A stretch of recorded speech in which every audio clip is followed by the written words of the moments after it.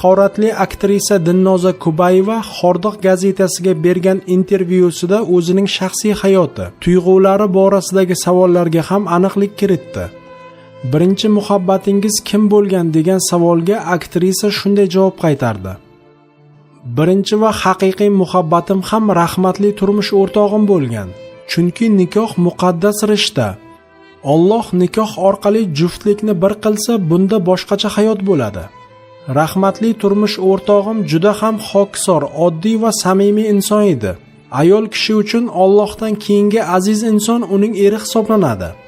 Shuning uchun jufti halolimni nihoyatda e'zozladim, qadriga yetdim. Turmushimiz davomida 2 yil hech qanaqa filmlarga qatnashmadim. Faqat erimning roziligi bilan yashadim. Ammo shum taqdir bizni ayirdi. Yosh edi, 30 dan endi o'tganda vafot etdi. So'nggi daqiqalarda ham mendan minnatdor bo'lib, onangga rahmat dedi. Bugun o'g'limning oldida yuzim yorug', vijdonim toza. Uning ko'ziga bemalol qaray olaman. Farzandimdan hech narsani berkitmayman va otasi haqida to'g'risini aytganman. Oila qurgan damlarimda juda sabrli bo'lgan ekanman. San'atni tashla deganlarida rad etmasdan san'atdan uzoqlashdim. Qo'limdan kelgani shu edi. O'limidan oldin shifoxonada yotgan paytida ham emizikli chaqalog'imni onamga tashlab kecha-yu kunduz yonida bo'ldim.